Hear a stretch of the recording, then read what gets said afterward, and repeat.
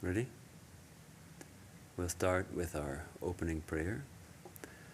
Om Sahana Bhavatu Sahanau Bhunaktu Sahaviryam Karavavahai Tejasvinavadhitam astu ma vidvishavahai. Om Śānti, Śānti, Śāntiḥ. May we be protected together. May we be nourished together. May we acquire strength together. May our learning shine forth in our lives. May we not find fault with one another. Om, peace, peace, peace. So, good evening. This is our Upanishadic meditation class, and tonight we're going to take a few verses from the Kena Upanishad. As you probably remember from our previous classes of Upanishadic meditation, the idea behind this class is to treat the Upanishad as a powerful instrument for awakening. The Upanishad, the mantras in the Upanishads are meant to awaken us from the sleep of ignorance, to realize who we are as infinite consciousness. And they are most often the conversations between the teacher and the disciple, with the disciple perhaps asking questions and the teacher transmitting the teachings. And these have been recorded and passed down from age to age, and have been verified. They have awakened countless seekers. So they're very powerful mantras. And as you know, Swami Turiyananda, Sri Ramakrishna's disciple, said the way to study the Upanishads is to take one verse and meditate on it, live it, dive deep into it, and then this is how you will understand the Upanishad, and it will lead us to awakening. So I thought we would try the first few verses of the Kena Upanishad, which takes its name, Kena, from the first word of the Upanishad, which says Kena, by whom? So it starts with a question of the disciple. But it starts actually with a peace chant, which we don't usually do here. We may have heard it at the beginning of a lecture, perhaps, the one that begins āpyāyantu. So I propose we can chant this together. I actually sent an email with all the verses. I don't know if it's possible to paste that into the chat. Maybe start with this first peace chant, āpyāyantu. It's in Roman script for easy reading.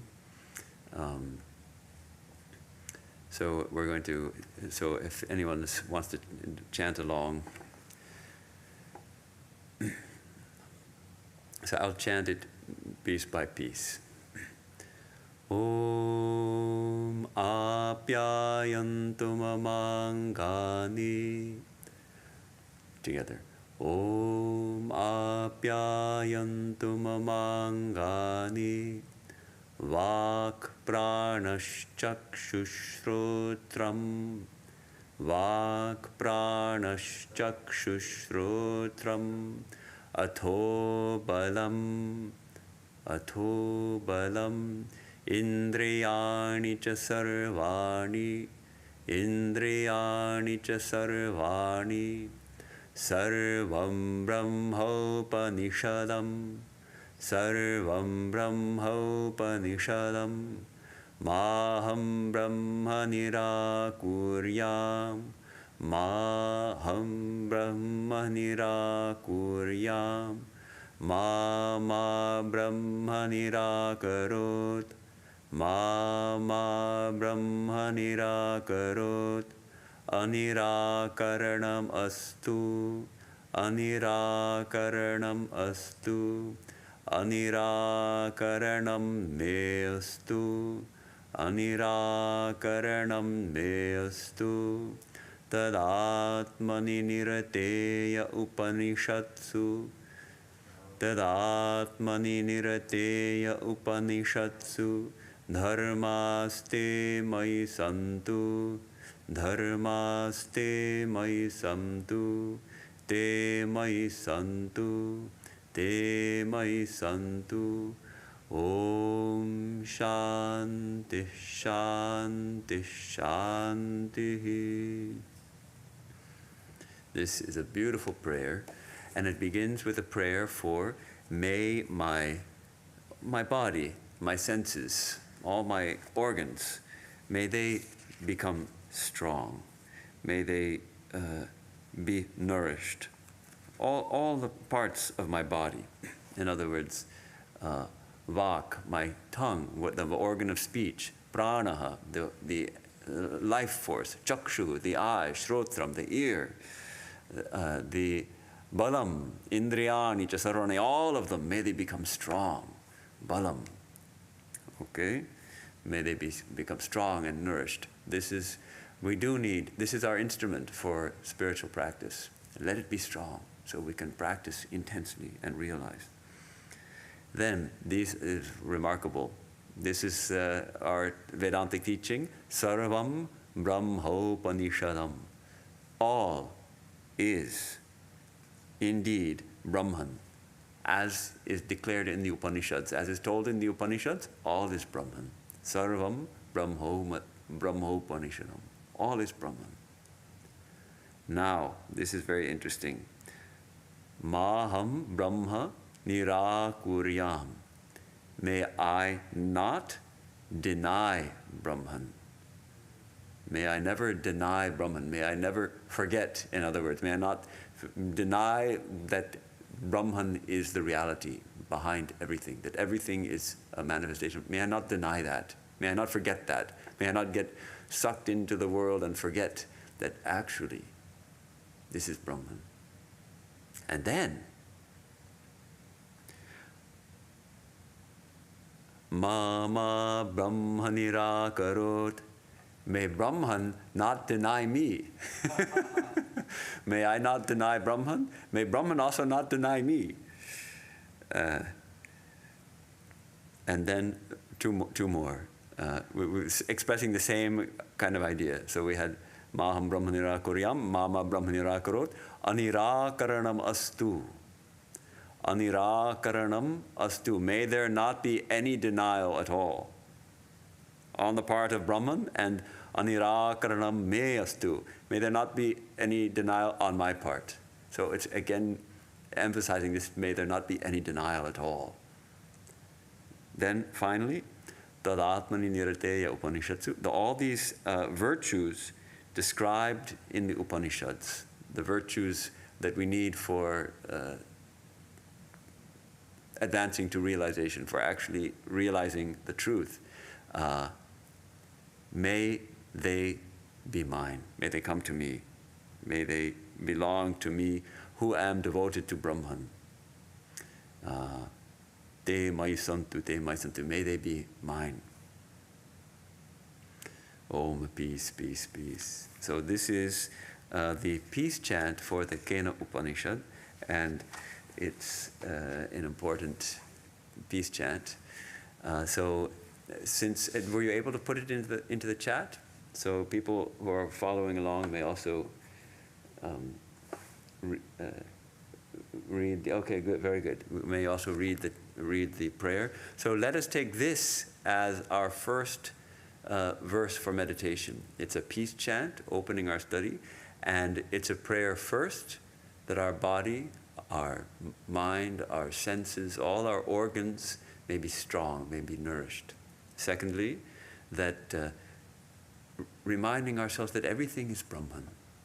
Everything is a manifestation of Brahman. And then a prayer that may I not forget that, may I not deny Brahman, and may Brahman also not deny me.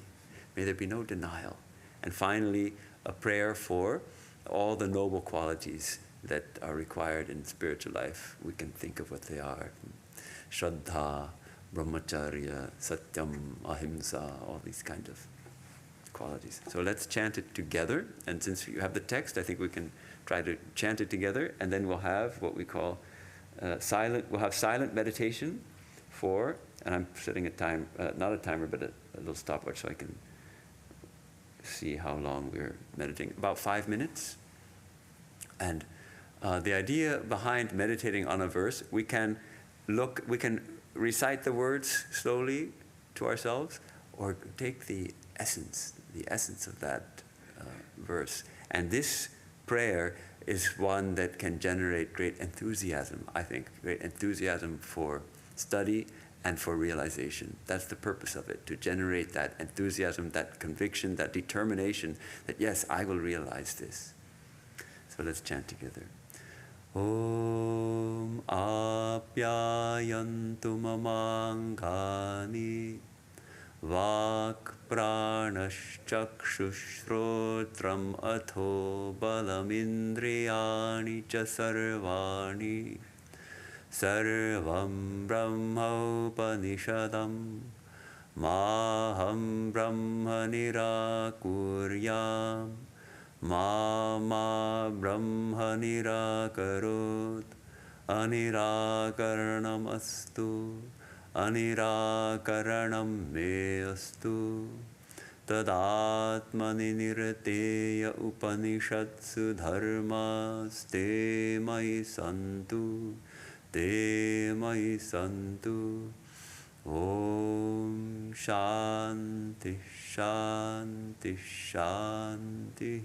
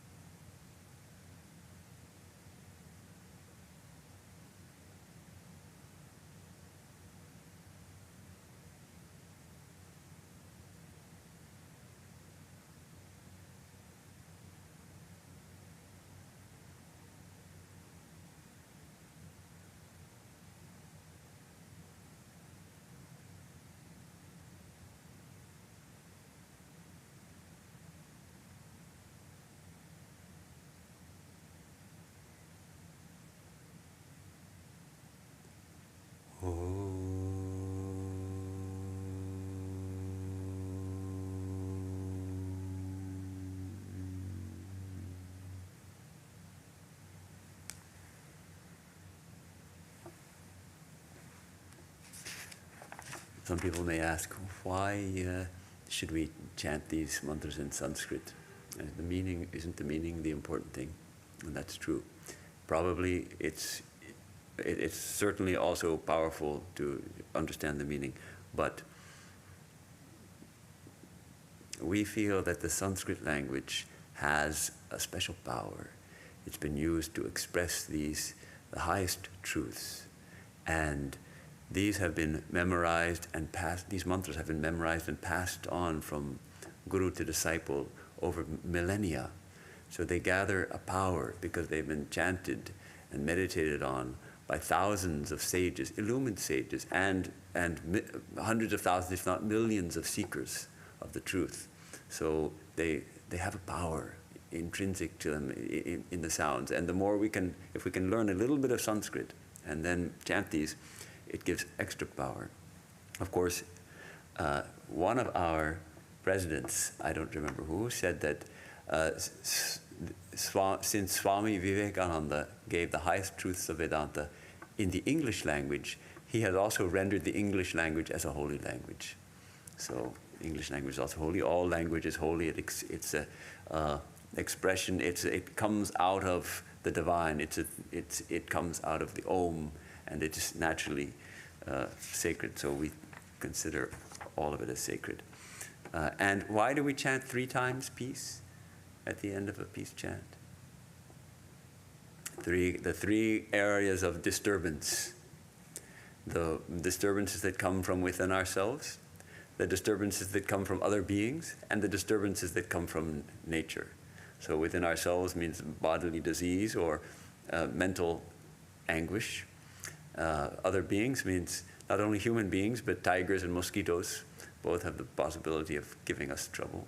And from nature, storms, earthquakes, volcanoes, floods, all those things. So let us move to the first verse of the Kena Upanishad. And if you can paste the Sanskrit text into the chat, and that will be very good. We have this first mantra starts with a question. The disciple is asking a question. Om keneshitam patati preshitam manaha. Let's chant it together. Om keneshitam patati preshitam manaha. Kena prāṇaḥ prathama praiti yuktaha. Kena prāṇaḥ prathama praiti yuktaha. Keneshitam vācamimam vadanti. Keneshitam vācamimam vadanti. Chakṣuṣ-śrotram ka-udevo yunakti. Chakṣuṣ-śrotram ka-udevo yunakti. All right, it starts with this kena. Of course, it gets connected with the words, the sandhis join, and then we get keneshitam. It's actually kena ishitam. Kena. By whom? This is a question. By whom? And we find this kena keeps coming back in this first verse, this first mantra. Kena ishitam patati preshitam manaha. The question is the manaha, the mind, manas. By whom is it impelled to alight on its objects? The mind falls on various objects, various thoughts arise. Who directs the mind? What is behind that directs the mind? Let's see the translation of Swami Nikhilananda. By whose will directed does the mind proceed to its object? And then the second line, same. By whom? Kena, prāṇaḥ, the vital force, the life force. Prathama praiti yuktaha. By whom is the vital force enjoined, guided to proceed, to do what it does. to act, how to do its duty, says Swami Nikhilananda. Kene shitam vācam imam vadanti. By whose ishitam, by whose will, by whose wish, who that do we speak, the vāk, the speech, where gets spoken, by whose will does that happen? Chakṣu, the eye, śrotram, kau, deva, yunakti. What, the eye and the ear, who actually directs that? Which deva, which being, which shining being, which God directs the eyes and the ears?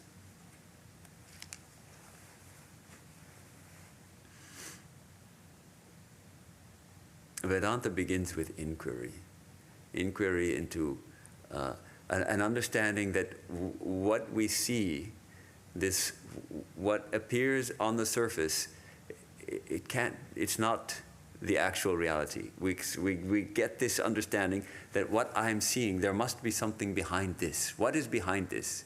When we turn back and we turn in and we start to seek, this is what happens. We ask, who, what, where, who am I really? Who is it? Who is it that directs this mind of mine? This mind is constantly changing, constantly changing. Is there anything behind it? Or is that all there is? Am I actually just a bundle of changing thoughts and emotions and sense perceptions and all of that? Is that it? Or is there something behind? Is there someone behind? And who is that? And that's this question. It reminds us of the Ramana Maharshi, the great sage of Arunachala, who would guide his, not disciples exactly, would guide those who flocked to him for instruction and inspiration. He would guide them to ask themselves, well, who is speaking right now? Who is asking the question? Who is it really? Is it the mind? Is it this body which we feel so strongly to be ourselves? Is it that mind, that personality? Or is there someone else? Is there something else? And of course, the answer is who we really are, that is behind. This is the Atman, the self, with a capital S in English, pure consciousness. That pure consciousness, the witness, that is who we are. And so this first question is asking, well, who is it that is asking? Who is it that is experiencing everything?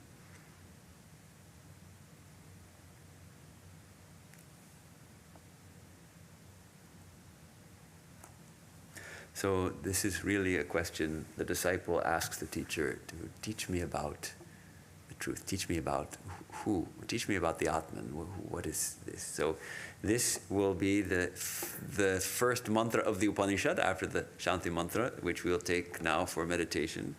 And this seeking, this spirit of seeking, the peace mantra, the Śānti Mantra, developed in us a determination to realize the truth and not to deny the truth.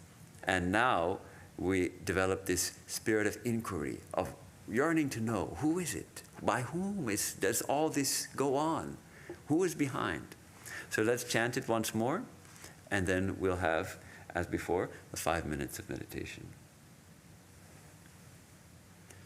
Om Kene Shitam Patati Preshitam Manaha Kena Upanishad Pratamah Praiti Yuktaha Kene Shitam Vācamimam Vadanti Chakṣuṣaś-śrotram Ka-udevo Yunakti.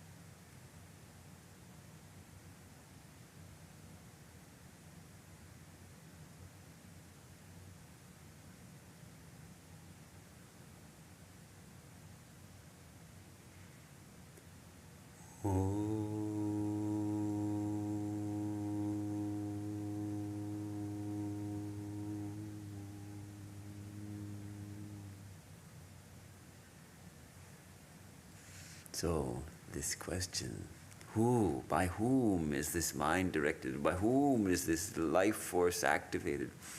By what power do people speak? Who directs these senses, these organs? And the teacher replies in proper mystical language. Śrotrasya śrotram, śrotrasya śrotram. We can paste this second mantra, you got it. Śrotrasya śrotram, śrotrasya śrotram, manaso manoyat, manaso manoyat.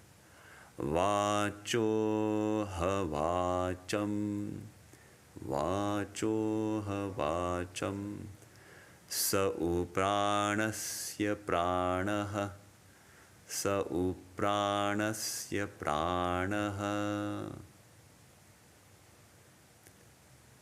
Cakṣuṣaś-cakṣuḥ, cakṣuṣaś-cakṣur-atimucya. Dhīrāha, atimucya dhīrāha, pretyasmāt, pretyasmāt, lokāt, lokāt, amrita bhavanti, amrita bhavanti. Okay, there's two parts. The first part is Śrotrasya śrotram, the ear of the ear. What does it mean? The ear of the ear. The śrotrasya, that is of the ear. Śrotram, the ear. Śrotrasya śrotram, what's the ear of the ear? This is my ear. What's the ear of the ear? Manaso manoyat, the mind of the mind. That he's talking about by whom? The answer is that which is the ear of the ear. And manaso manoyat, the mind of the mind. Vacho hi vācam, the speech of the speech. And again, it is the prana of the prana, the life force of the life force. And cakṣuṣaś-cakṣuḥ, the eye of the eye. Okay, this is the answer. Who is it? It is the who is it? It's the ear of the ear, the mind of the mind, the speech of the speech, the prana of the prana, the eye of the eye. What does it mean?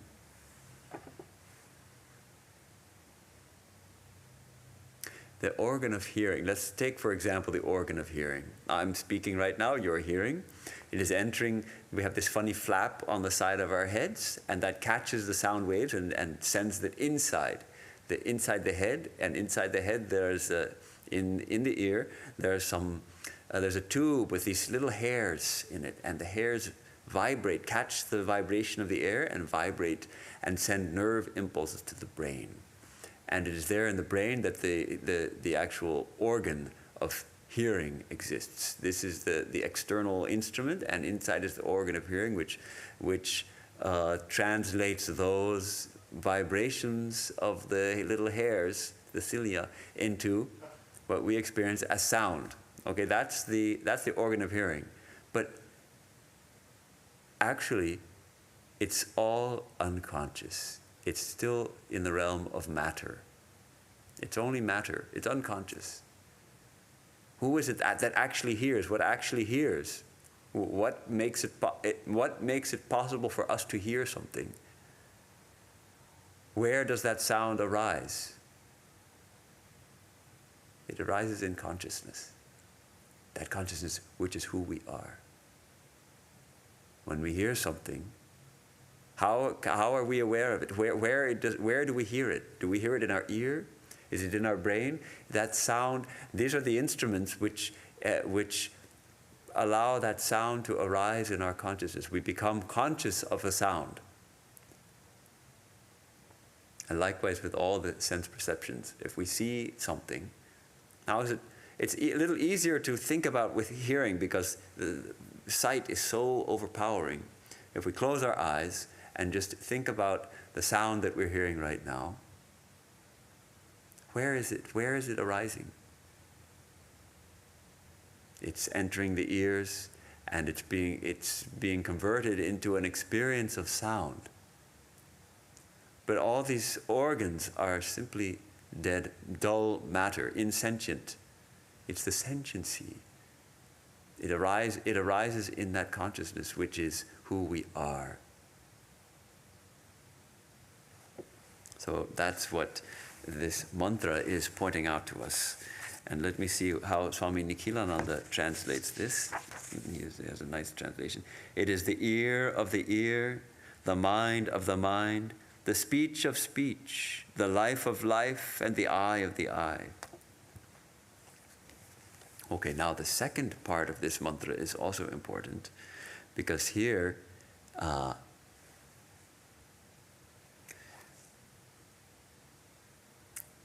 teacher says, atimucya dhiraha. Dhiraha means the wise people. The wise people, the dhiraha, what have they done? They have relinquished. Atimucya, having relinquished. In other words, having separated themselves from all these sense experiences. What happens? Pretya, they arise. And amrita bhavanti. They become amrita, immortal. Means they are immortal. We are all immortal. They realize their immortality. They realize they no longer are identified with their bodies and all the organs which are so appealing to us and which feel so real to us. So this has two sides. On the first, the teacher explains, who are we really, with this clue. Using our sense experience to say, well, no, the ear of the ear, the eye of the eye, the speech of the speech, the life of the life, which is directing us to go back within. Well, it's not my physical ear, it's the ear of the ear, that which makes it possible for me to hear, that which makes it possible for speech to occur, for life to be in this body. What is it that supports all this? It is that the Atman, the self, that consciousness. And how do I realize it? How do I attain that? How do I know that that's who I actually am, and then I know that I am immortal? Well, then I separate myself from all these sense experiences. So this would form a proper mantra for our meditating on this second mantra. Let's see if there's any good commentary from Swami Nikhilananda.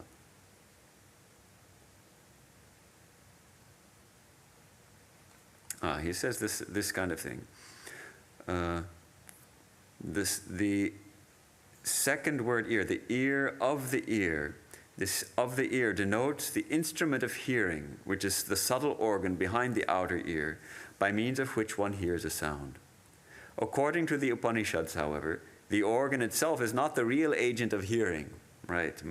It functions in that way because of the presence of the Atman. It is the Atman, the luminous, all-pervading and eternal intelligence. So similarly with the mind, unless animated by the intelligence of the Atman, the mind cannot perform its functions of volition and determination. Likewise, the Atman which endows the prana with the power to discharge its functions, such as breathing, etc., and the power of revealing forms, of revealing objects, is derived from the Atman, which is of the very nature of intelligence. So, once we know that the eye of the eye, the ear of the ear is the self, is the Atman, then those among us who are wise can detach from the eye and the ear and go to the eye of the eye, and the ear of the ear, the self, the Atman. And detaching, realize who we are, and become immortal, attain the realization of our immortality. So let's take this mantra for our next verse to meditate on. So we'll chant it together. Śrotrasya śrotram manaso manoyat vachoha vācam sa uprāṇasya prāṇah cakṣuṣaś-cakṣur-atimucya dhīrāh pretyasmālokat amrita bhavanti. One more time.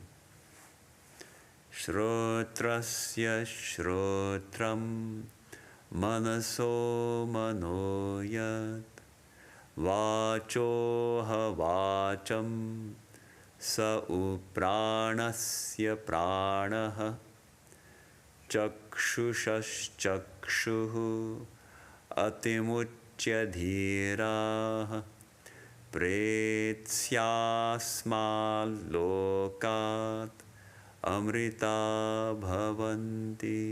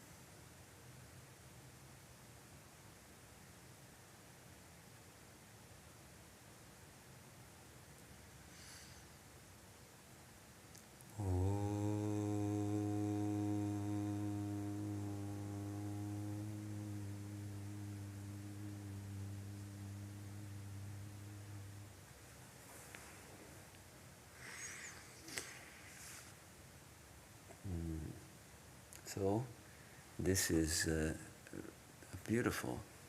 It's such a simple mantra, actually.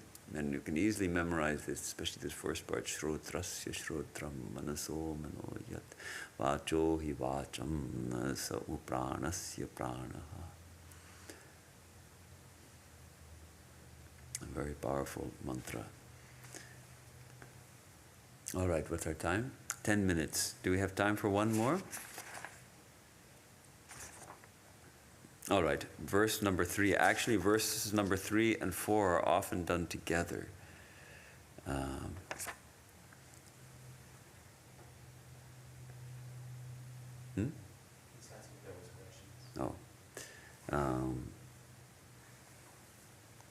Let's start with the third one. Okay, this is again emphasizing that the senses don't reach the Atman. Na tatra cakṣuḥ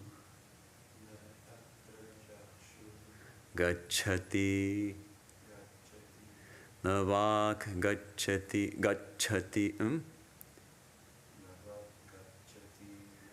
Yeah, there's a typo here, that's why I'm confused. Na vāk-gacchati no manaha. Okay, gacchati, goes. Na tatra, not there. Cakṣuḥ, the eye, goes. The eye cannot reach that there. Na tatra cakṣur-gacchati. Na tatra cakṣur-gacchati. Na vāk-gacchati. Na vāk-gacchati. The speech does not go there. No manaha. No manaha. Na u manaha. Nor the mind. Na u manaha becomes no manaha. Na vidmo. Na vijanimo. Yathaitad. Anushishyat. All right. We know not how this should be taught. We do not know. We do not know it, nor do we know how to teach it. Is the meaning. We do not know it, nor do we know how to teach it. Very interesting question. All right. The first part is pretty clear to that reality, which is our true nature. Sri Ramakrishna used to say, the only thing which has not been defiled by the tongue is Brahman, because you cannot describe it. So how can you teach it? How can you teach it? So the teacher is telling the disciple, I can't teach you. And yet there he is teaching him. So he's pointing it out. Actually, the teacher can't literally teach by speaking. He cannot teach Brahman, but he can point the disciple in the direction how to meditate, and more than that, by transmitting spirituality, because spirituality is not taught, it is caught. So the teacher transmits, the guru transmits the realization to the disciple. And when the disciple is ready to receive it, then that transmission is immediate.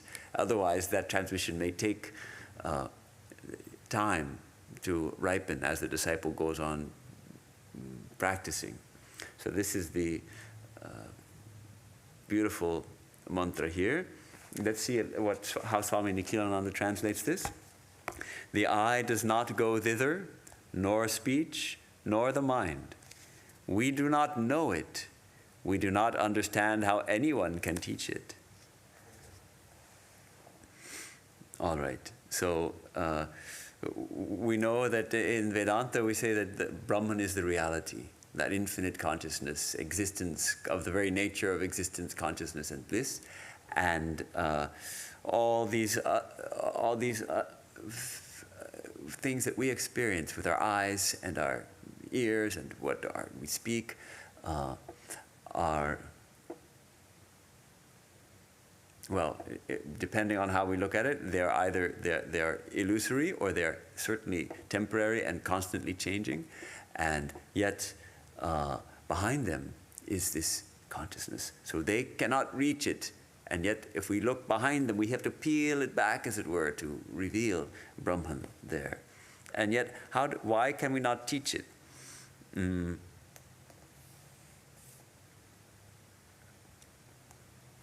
We do not know it. This is important. Why? Because ordinarily we think of knowing, how do we think of knowing something? I am a person, I am an individual mind, and I know something which is separate from me. I know this book, I can read it, I say, the Upanishads. It's an object, and I know it. It's made of cardboard, and there's paper and ink, and inside I can read the things, and I can understand what's written there. I am knowing something which is external to me and knowing it. But Brahman is not like that. Our true self is not an object which we know. And this is actually a very big jump to take, because ordinarily we think of knowing God as the same as knowing something else. I know you, and I know you, and I know you, and I know the objects in this room, and I also know God. I also know my true self as something like all these things, this table and the pews and all that. Whereas Brahman is not an object to be known. Brahman is the knower, is infinite consciousness itself. It is the subject, the eternal subject. So we know, when we say we know Brahman, it means something different. It's a way of talking about realizing that we are that. So here, the teacher is telling the disciple, we do not know it, and we do not understand how anyone can teach it. We cannot teach it. We cannot know it as an object. So that's the meaning of this verse. And so let's take this verse.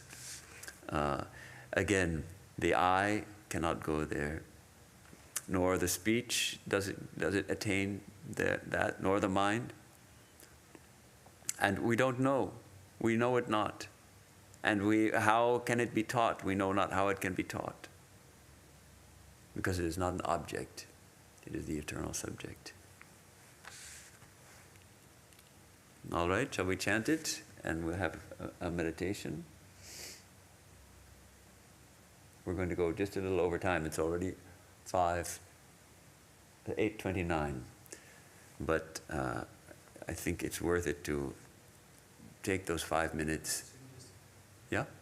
Cakṣur, what is that again? Cakṣur, the eye. The eye. Mm-hmm.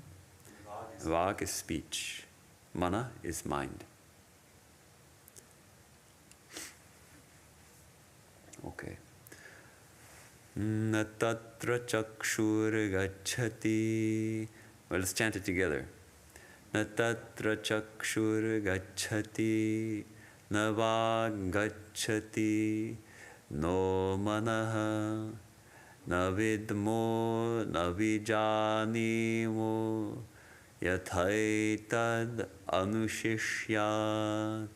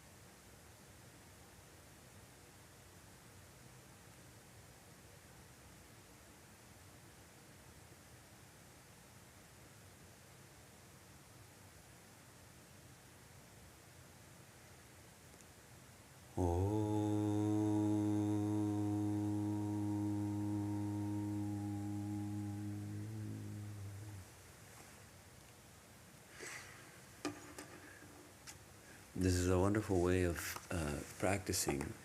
Just think, in this hour, we have spent actually 20 minutes in silent meditation. For many people, to sit silently for 20 minutes in meditation will be very difficult. It's a long time to sit and wrestle with a restless mind. But if we take hold of these mantras, and we can slowly, slowly recite either the whole mantra or maybe just a part of it, slowly recite it, understanding the meaning of it, and suddenly, it's easy, actually. It takes us, we can more easily get a hold of the mind. The mind settles, grabs onto this idea and drives it deep, and let it go on working in us as we go through our week and through the rest of the days, and come back to this again and again. So thank you for joining us, and we will, usually Swami Sarvadevanji does the Tuesday evening class. He's out of town and still in Texas, I believe. And then he'll be going to Washington, D.C. He'll be coming back here next week, Tuesday, so he'll have the class next week. So when he's not here, he generally asks me to do the class, and we'll take up next time the next verses of the Kena Upanishad.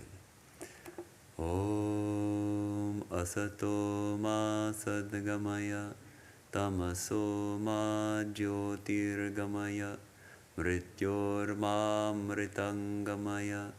Om Śāntiḥ Śāntiḥ Śāntiḥ. From the unreal, lead us to the real. From darkness, lead us unto light. From death, lead us to immortality. Om, peace, peace.